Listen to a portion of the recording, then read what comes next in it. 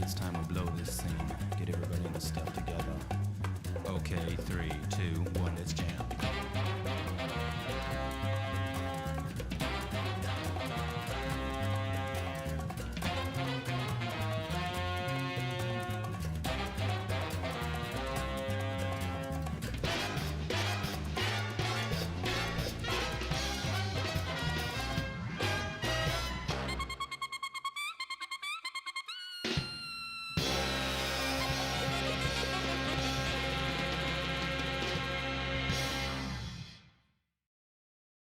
Challenge runs.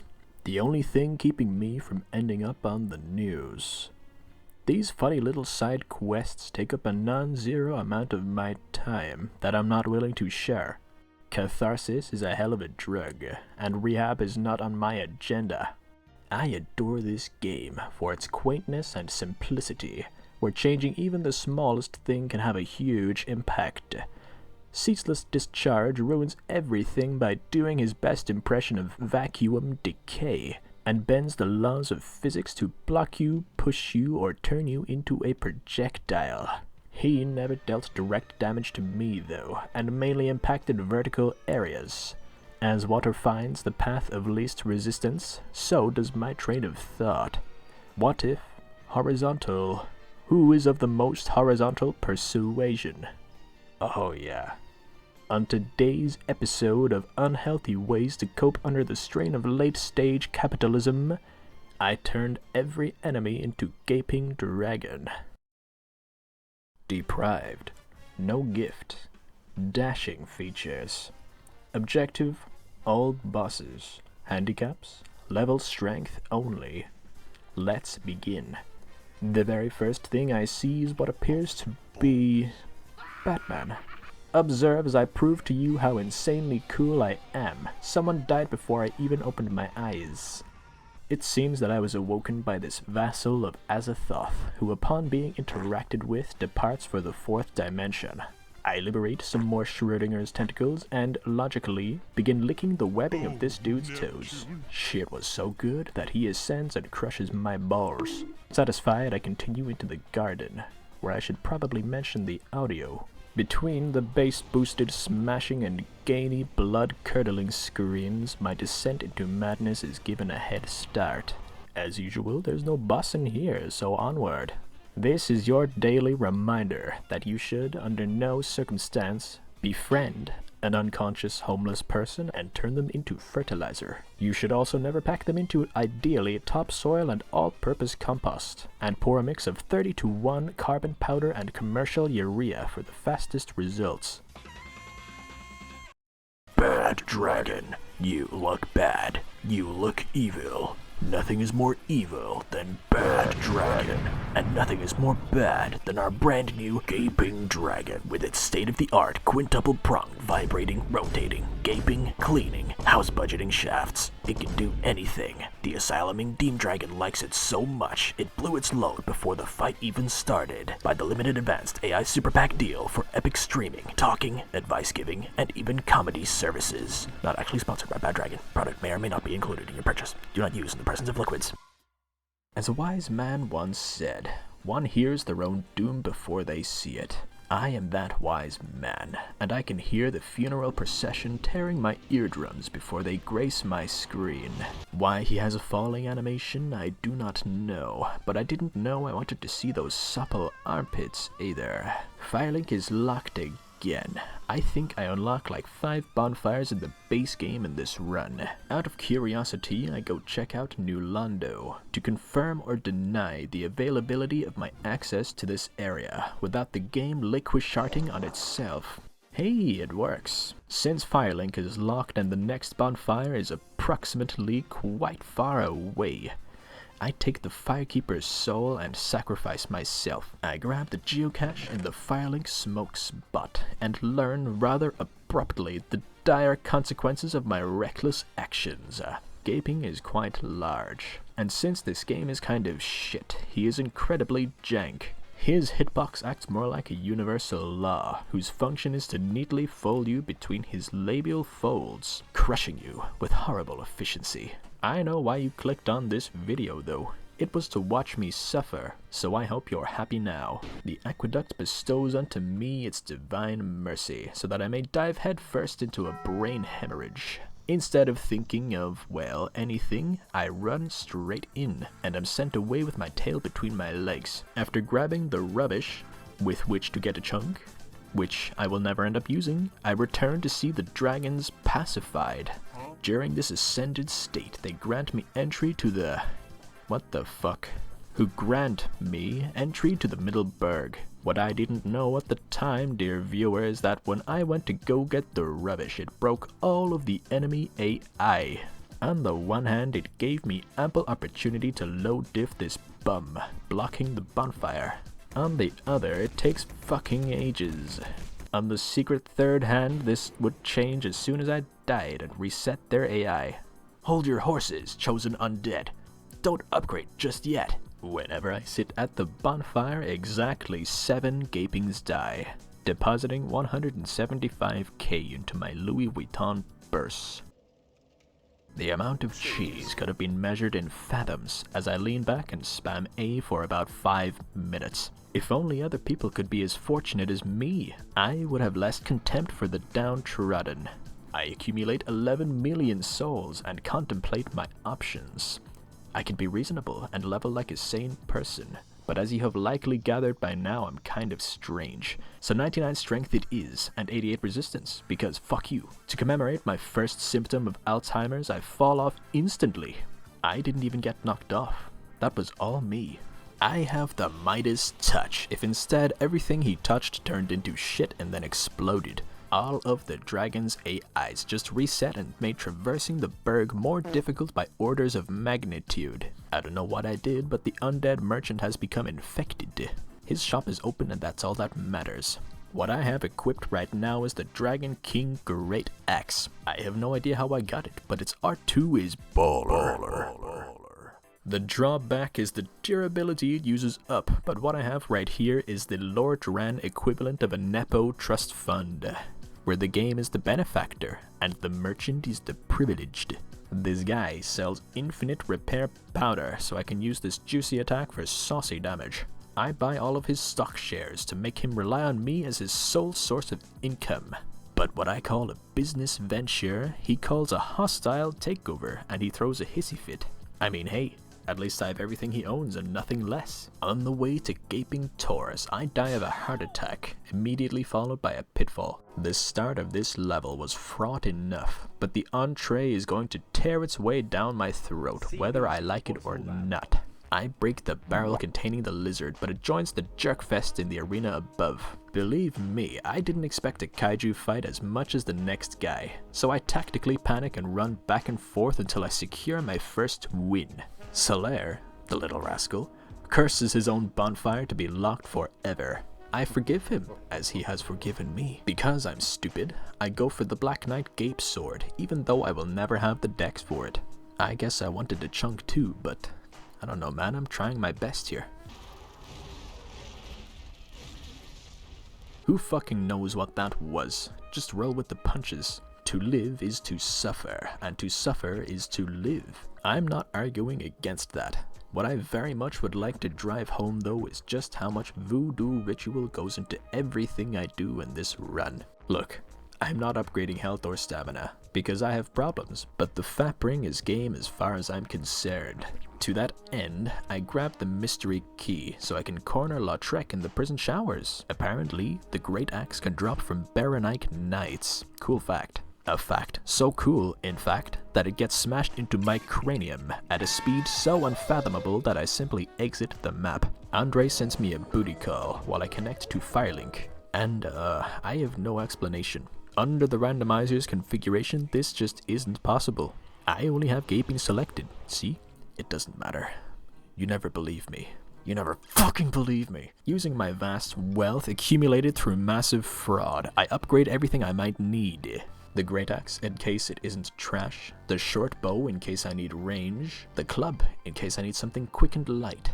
and the straight sword hilt because fuck you. Small aside, I had no idea Gwendolyn had a sitting animation, or that he, too, fell victim to Miyazaki's visionary behavior. This was filmed on Black Friday, so I get care packaged the Black Knight halberd, which is unusable, and another chunk, which I don't use.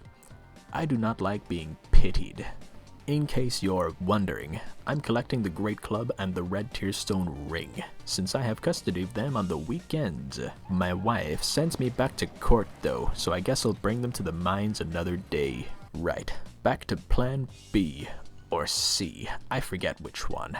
Anyway, I'm geeked and ready to slap Lautrec for the fap. Bless his soul, he drops the soap, and I bring the force of my entire bloodline down on the back of his head. Now with the Fap Ring I can combine it with either Havel's Ring for quick rolls or the Steel Ring for defense.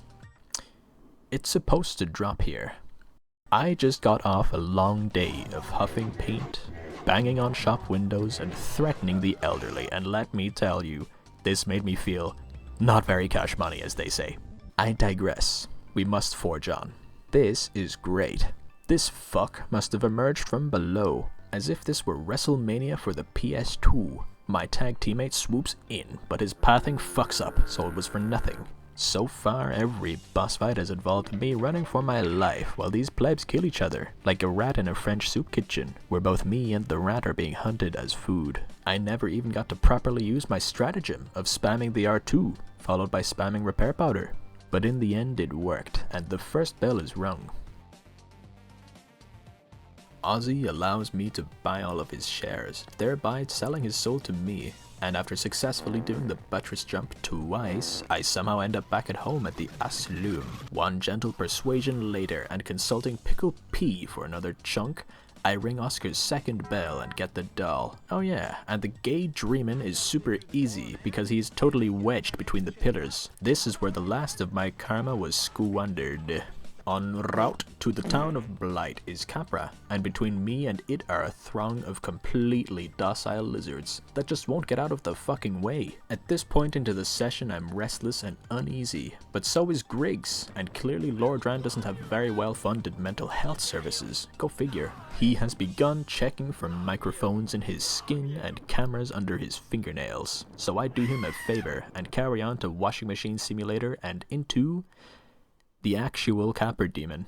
I don't know what's going on with the randomizer, I promise you, I only have Gaping selected. Look, I feel like this accursed creature has tickled the game's code to fuck with me.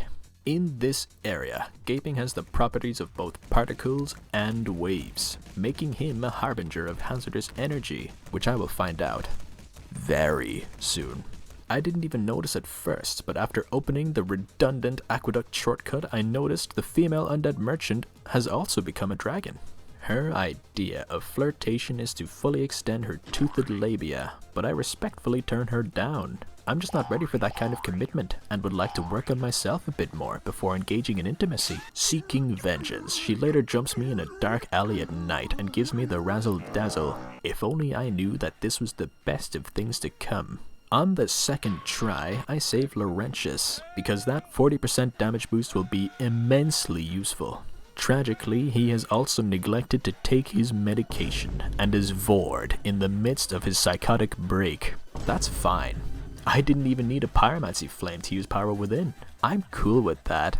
Attempt number 3, I get razzled again. Attempt 4, I get razzled outside. Attempt 5, I get popped. Attempt 6, I'll just let this one speak for itself.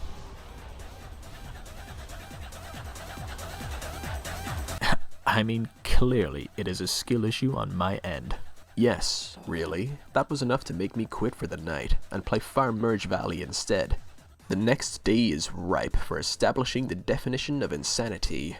I spent roughly an hour this time attempting to just get back into the depths. After being razzled again, I realized that I can grab the large ember later, my first priority being to get the bonfire as quick as possible. For all I knew, it could be locked, but I was growing desperate to give my balls even a second of solace.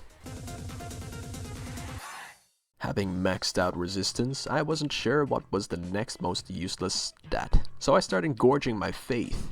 I just wanted to see how many levels I would manage to claim by the end, so shut the fuck up. The large ember is unguarded, along with the residents' medical documents and inheritance, all of which I steal and proceed to do an ollie over the slide. I don't need this shortcut, but I have now been conditioned to live in a constant state of paranoia. Dragging Gapekin greets the business end of my hydraulic press, which I descend upon its spine with motivated fervor. Donal seems to have also had a dissociative crisis and begins swinging wildly at imaginary foes while holding thoughtful banter with me. Right, into the dreaded section, Blighttown. Blighttown is vacant. In fact, the only thing of interest so far is me doing a front flip and shitting a bag of gold simultaneously. Otherwise, there's a passive guy and another invisible one, and I reach the bottom. It's so eerie. As soon as I rested, though, I sealed my fate. Dozens of enraged ops locked in and immediately started their crusade to turn me into fine paste. Through panic and tactical use of the poison bite ring I got from Oswald, I make to the gape lag. If Quaylag's spider body was replaced with gaping, I think there would be tenfold goon maxing. If you were wondering, no. Angie can't give me a pyromancy flame, because not only are there no worm men to infect me, but he has completely disappeared. Also, the bonfire is locked, meaning I'll have to make my way to this location later on, since you can't warp to Demon Ruin's bonfire. Thank you, Miyazaki. The journey out of Blighttown is just as uneventful, and before I know it, I'm about to penetrate deep into the gaping fortress. Carefully negotiating the first 2 bridges nets me 2 large Titanites, which I never meaningfully make use of. Following that is the most ridiculous cartoonish death I've ever experienced, and would like for everybody watching this to feel unsafe knowing my deepest, darkest secret. The Ring of Steel protection soaks up just enough damage to warrant wearing it whenever I can, even without the fat ring. Look at that. While the 3rd bridge is fine, the 4th bridge has this stupid fuck waiting for me to come near him so he can smear me between the creases of his stupid fat ass. Firebombs work from this angle, but I do not possess patience to any functional degree, so I just get myself smushed instead. After that mess, this happens. Giving my neurons the necessary time to slowly grind together seems to bear fruit, as there is a spot where I can smash the flaccid head through the wall, with fire effects for bigger numbers. My Fursona commission finally comes in the mail, and gives me the boost I need to beat Iron Golem. Alright, I give up. Clearly there is something about Gaping Dragon that just messes with the randomizer.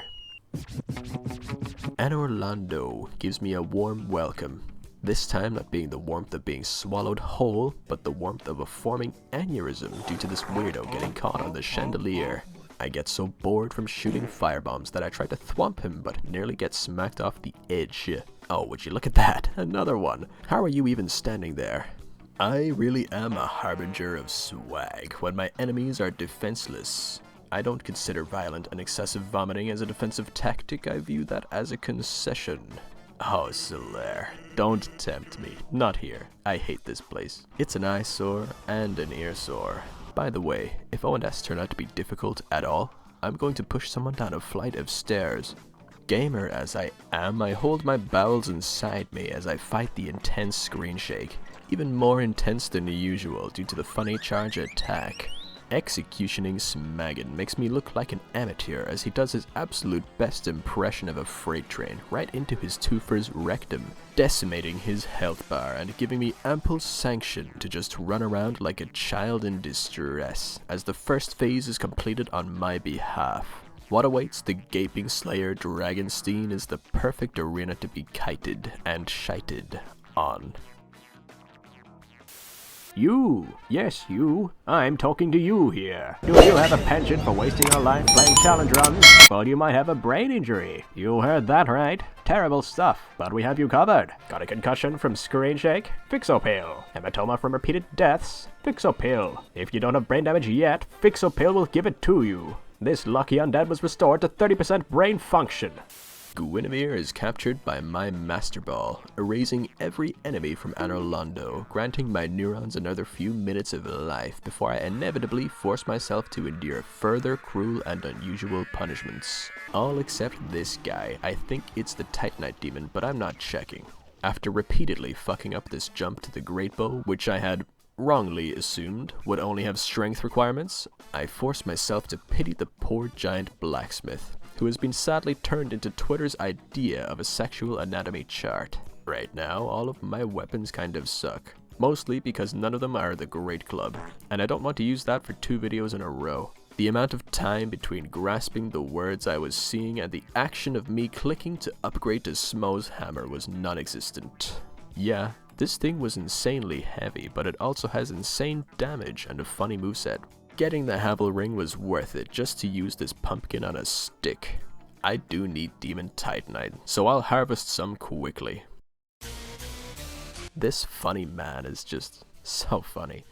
I liked the part where he blocked me. That damage is zesty though. Fuck, I forgot the crest. I'm not warping back though, I'll walk like my Australopith ancestors intended. This whole area is genuinely bizarre. There are only 3 dragons, and they are all doing something stupid. Since I have no equip load, I have to unequip the hammer every time I want to move with determinable speed. This arena is super awkward, what with the Gape-Light Dragonfly being roughly landslide shaped and having roughly the damage and hitbox duration a landslide would have. That's just fucking dandy, isn't it? When I quit and reload to start the fight, I forget that I can't, move and die. After getting vored some more to rev the tiny motor in my head, I put together the situation. Bridge is narrow and short, at least compared to Gaping. The dragon leads with a charge every time, getting caught on the door and falling off. This would be fine if it died, but apparently there is no kill plane underneath the bridge. So I have to resist disemboweling myself whenever it falls off and I have to reset, eventually dying again to my own stupidity. This shit took ages, man, and I act out a perfect definition of insanity. Enter, fall, enter, fall, enter, fall, enter, die, you get it. But I am a monkey, and monkeys have big heads because they learn, supposedly. And slowly I learned the perfect encounter to maximize the RNG I get. RNG being a key phrase here. If I got unlucky, I was cooked. Finally though, I fucking did it. Easily the worst boss fight so far. I kindle here because in my mind I was going to run to Sith, beat her, then make a swift exit to the basin to free Dusk, because suddenly I want to be good at time management. In any case, I get to show off my beautiful eyes now, being split in half by her own eyelids by forces beyond her own reckoning. This run has consistently had no cool or even intelligible cutscenes, and this one is no different. Due to the gaping dragon wolf's tail being slightly outside the arena, it got cut off at the beginning. Interesting. Unfortunately, I forgot to take my Fixo pill and die to my own hubris yet again. I take a shot of paint thinner every time I make a bad decision, leading to more. Oh, look at that! I'm doing the equip glitch that speedrunners do. That's how you know I'm serious. Some meandering later and I pile drive my ass into this guy's blowhole for some stun damage. Sadly, it doesn't make this encounter any less awkward. I was seriously expecting a lot more hammering, but I got a hole in one. An even more awkward encounter ensues with the gaping golem, but at least I learned that the foothold kind of wraps around the lake. This whole time I just assumed it was a narrow walkway right by the cliff. I fumble so hard that she ceases to exist, and come to the conclusion that I must suffer now. So, I do exactly that, by setting my sights on the bed of chaos as my first prerogative. What I wasn't yet aware of was the unadulterated agony that would rival being sounded by a pickle. On my first tenure through this shitfest, the AI was broken, handing me a comfortable jog to gape lag. This time, the AI wasn't broken, and every single dragon, including the infinitely respawning mosquitoes, had fused into a foul entity of radial symmetry. Even the route to the elevator was fucked, because these absolute Stains could not muster the stones to do everyone a favor and jump off. The poison bite ring I got from Oswald is a must here, as I have no time to stop and heal if I am poisoned, as well as the rusted iron ring for the speed boost through the swamp. Sometimes I don't even make it to the elevator. Sometimes I die right in the singularity of the bukkake. Just so you know, I have to warp to Firelink, then trek through New Londo, and then back to the entrance of Blighttown. And before you ask, no, I am not running to the basin bonfire just to get spit roasted by the floodgates. This try was different though. I first levitate on this ladder and then dominate the fuck out of this unsuspecting creature, hitting the ground running in the swamp and instantly dying. Regroup. I pause for a few moments to gather the psychic energy swirling around my room to fuel my mind's eye. Sufficiently derealize I throw fireballs at nothing, then give up and go on my phone.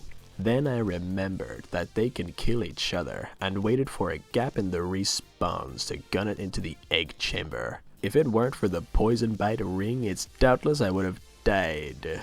This Cnidarian looking thing is scary. It's like that tree that has thousands of trunks, but it's an animal suspended in a state of eternal damnation, cursed to feel the pulsations of its brethren as they share each other's suffering. Never have they been so together, yet so alone in their anguish. The gapingless dragon charge goes about how you would expect it to, maybe a little more awkward than usual due to the cliffs. I feel inspired by the grotesque compound creature in front of me, so I fuse with some random guy by the bonfire. In the face of eternal sorrow, I flee rather than embrace it. See, I still don't know why Capper Demon isn't affected by the randomizer. It seems, however, that it's been replaced by the boss, since it dies to the lava instantly. Pretty sure he doesn't do that in the base game. This shit, where the dragon awakens and traverses the ripples between the 3rd and 4th dimension, is getting really fucking annoying. Again, the bonfire is locked, and reloading changes nothing. To make matters worse, I forgot to place the Lord Vassal again. Small detour. Look me in my shriveled up, undead, raisin eyes, and tell me that this area will be different. Tell me. Please, give me the reason I've been looking for to end up on a list. More of the same entails more of the same entails more of the same entails more of the same entails more of the same. The dragon fire gape can go one of two ways. I get stuck or he gets stuck. If it's the former, I'm sticking to my word. But thankfully it was the latter. I activate the elevator because I'm just not doing all of that again. I console Solaire and enter the city of Siemens, where every single Gape Lord got cooked to death, horribly. It smells like chicken. I felt like exploring the lava pool area since there were no obstructions now, and honestly it's pretty small. It only stretches from the bridge to the roots, with 2 buildings total. What am I forgetting? Oh yeah. The run to Bed of Chaos was only marked by this goth baddie catching the tip of an ass hair in the single pillar of fire. What greeted me in the arena was the weaponry that I assumed the Witch of Izalith herself actually possessed. Epic fact time. Did you know that you could still get hit by the stump? Also, what I'm doing here is something I discovered while going insane in the Seaman Ruins. By standing far away and spamming a consumable, Gaping Dragon does the head slam, which as you know allows you to hit his head for twice the damage. You can spam this over and over, and if he doesn't head slam you can just run away and try it again. Even here, the bonfire gets locked. I panicked briefly and tried to deactivate the seals, which obviously didn't work. I tried boning, but that didn't work either. How did I make it out of this mess, you ask? Well, I quit and reloaded and somehow wrong warped back to the start of the Demon Ruins. How? I don't know. Do I care? Also no. For the sole reason of unlocking the DLC, I go to the archives, weaving past terrifying ceilings with teeth and to yet another locked bonfire. I'm going to bite someone. My reward for being so stalwart in the face of adversity, the game gave me the perfect door to bait the dragons and hit them in the nose. Somebody dropboxes me the broken pendant, which is nice, but this is Hustler's University, and I'm here to disrespect women and repress any homosexuality. Seath's roommate answers the door, but I'm no pizza delivery. I'm here to deliver you to your death. Seath gives me laser removal surgery at the low cost of 500,000 souls, but accidentally curses me in the process, like most tattoo parlors do. Thankfully, I bought the stock of the female undead merchant earlier in the game before I completely derealized. My lovely flatmates killed this man so I didn't have to. I grabbed the key and leave with relative ease. For such a terrifying screen presence, there really wasn't anything to worry about. The only real danger was this stupid cunt who would stunlock me at the bonfire. Why this bonfire of all bonfires was available and nothing else is, I don't know. Before Thomas the Gaping Engine could unleash his apex predator upon me, I flits by him and dominate the caves, killing 3 dragons with merely my presence. Of course, I had to be served just one massive annoyance in this area, so of course the door to Seath is completely packed and inevitably they crush me to death. On the second go around, I think smart. Get hired, and spam consumables to force them to kill each other, leaving the sickly winner all to myself. Victory is sweetest when it's undeserved. Seath's arena is very handy and spacious, but I am a pussy who had foregone killing the last guy, so I ran to the fog door having forgotten the rotating funnel of teeth waiting for me. This bonfire is also Lockhead, a truly comedic aspect of this run that I greatly enjoy. New Londo is next, since my game doesn't crash when I go there. I squeeze past the belly and into the smelly. I don't even have any tactics to share with you. I seriously just ran until I made it. I thought that this wretch on the roof was Ingward, but no. The poor guy got the snoo. At least I got the key. My luck ran out at this point and I reaped the karma I sowed by sprinting through everything. I die instantly on the next attempt, which is a little aggravating. But as soon as I accidentally went back up the elevator, I lost all composure. Before I even had time to think about any plans, I phone it in and just try to flee on every attempt. Somehow I reach the fog door, descending the downward spiral that never seemed more reminiscent of my life until now. I'm presented with a T-Bowser, who I'm fairly certain is Kenneth. He doesn't take any damage, but what does take damage is the invisible dragon. Why? What did I do to deserve this? In my limp-wristed escape, I am rewarded for my patience, and the kings rail each other while I watch from the corner in the cuck chair. You know what's next. The catacombs. Easily the worst part of the ceaseless run. I was feeling more uppity this time because the gaping dragon is long, not tall. To power up my neurons, I think of nothing before charging headlong into the fray. A remarkable escape precludes an unremarkable venture to the next bonfire. Wait, you didn't actually expect this bonfire to work, did you? Did you? Did you? Did you? Did you? Did you? Did you? Did you? I'm spamming consumables to get these fuckers to kill each other, but my little tree bears no fruit come spring. Even after killing some in the main chamber, I got nothing. I say fuck it and just go to kill Pinwheel. Unlike last time, the Bone Wheel pit is a disaster, and my frames drop dramatically and make it to Pinwheel by the skin of my balls. I promise you that I fixed Pinwheel in the config, but clearly I missed something. In classic Swalo fashion, I fall off immediately into the tomb.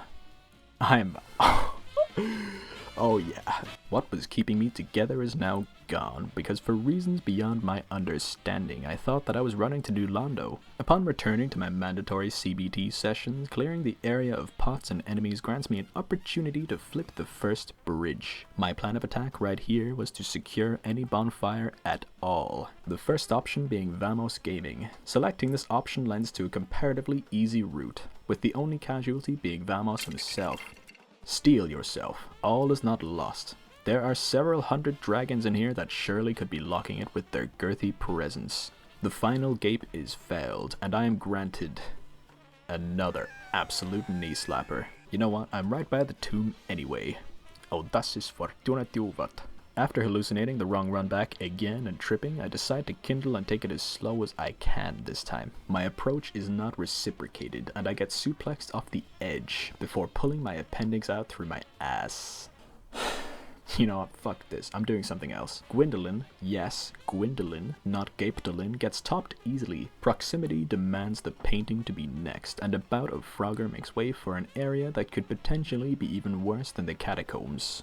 Luckily, they only deploy their intimidation tactics, which obviously don't work on gangsters like me. This leads me to the bridge, which I want to use to skip the area, but I'm presented with the most nonchalant, stoic brethren to ever cross my path. This guy is not in an idle pose, active pose, or even intangible pose. No, he is a secret fourth state of consciousness where he has collision, is in an idle pose, and is also aggroed to me. This means I cannot do damage, or change the animation, or get by at all, no matter what I do, making the normal route with the lever the only option. I don't need to tell you why I was dreading this. The phalanx shows me exactly what to expect, and upon defeating them I enter the sewer, which was completely vacant, allowing me to crank it. I don't know how to feel about this, but it's making me feel a certain way that I shouldn't share. This fight should have been free since I get a sucker punch, but the arena is just large enough to host this behemoth while also being cramped enough to make for a really awkward and annoying interaction. And yes, that's right, I only just realized that I should have been wearing the Havel ring. This thing changes pretty much nothing since my equip load is already shit, but it makes the hammer a mid-roll, so I will take it. I really should do the catacombs next, but all I do is run from my responsibilities, so it's time for the DLC. The most perilous part of this whole first section was the first bridge. Artorias was a pisswalker, and this guy spawn camped me like 20 times while I collected my takeaway. For an area so cramped with enemies, they sure do love to test fall damage, handing me another easy section. They sucked so hard that they had to issue an apology. Like last time, I didn't randomize mimics purely to allow me access to the Calamite fight, just to make it an all bosses run. While traversing yet another empty plaza, I noticed this vista that goes hard as fuck. Past this spike trap was the Sarlacc pit, which scared the shit out of me at the time. How I survived here is up for debate. The chasm makes 3 out of 3 DLC areas being mostly or completely empty, and makes this script look rushed, but I promise you, the DLC took only like 20 minutes to complete. The only notable things about Gainus, Dragon of the Ass, was the fact that I died and that these little stone pillars break when he walks through them, which is neat. Having run out of procrastination material, I do a little skip and click my heels all the way to the catacombs. Current objective, the second bonfire by Patches. This thing was functionally my only checkpoint for this entire area until the tomb, and even that was unlikely to happen. Please, grant me this.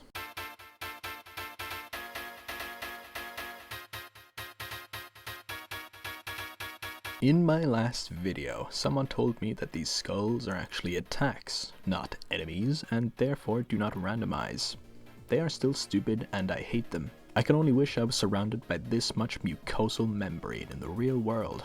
So much in fact that the aroma makes me dizzy and I trip over the edge. Speaking of edge, how about you, the viewer? Edge every time I die to a pitfall. Yes, I'm rushing, I get that, but look what happens when I wait for the gapers to kill each other.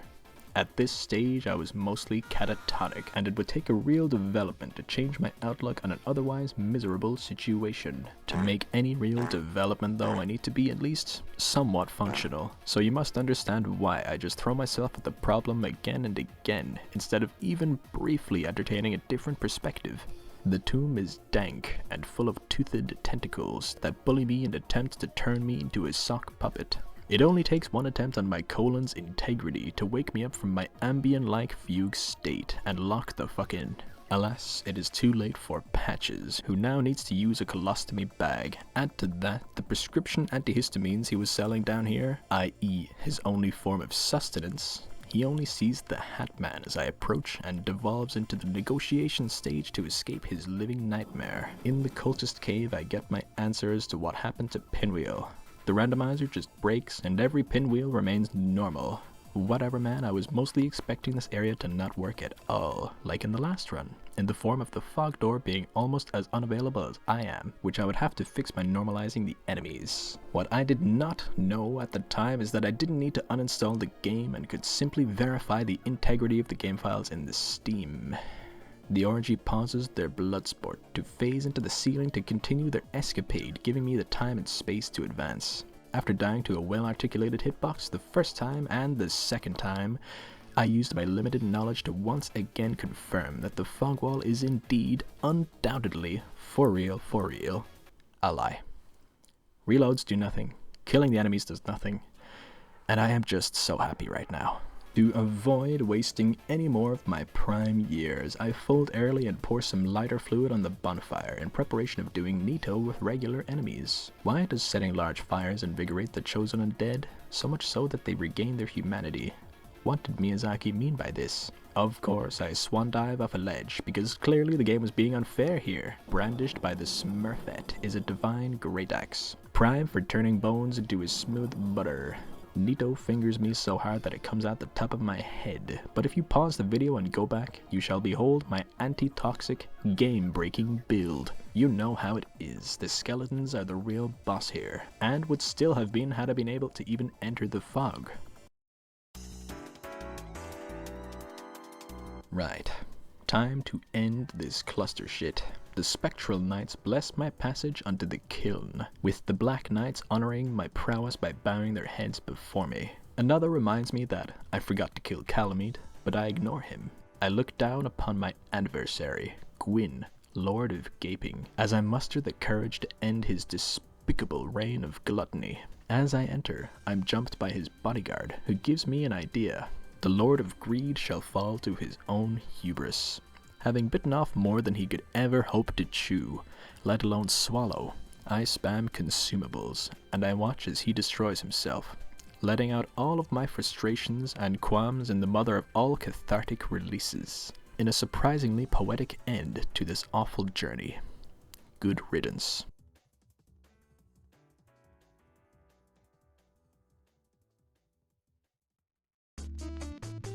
Thanks again for taking the time out of your day to watch this. I do appreciate it. I gotta say though, the response the last video got was fucking insane. Like, even if it got no reach at all, I was going to make more videos like this anyway. But I guess you guys can expect more confidently that there will be more videos. Anyway, I really enjoy reading the comments. You guys are funny and harsh sometimes, but whatever.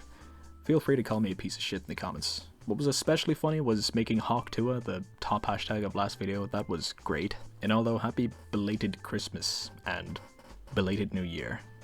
You're welcome. And good night.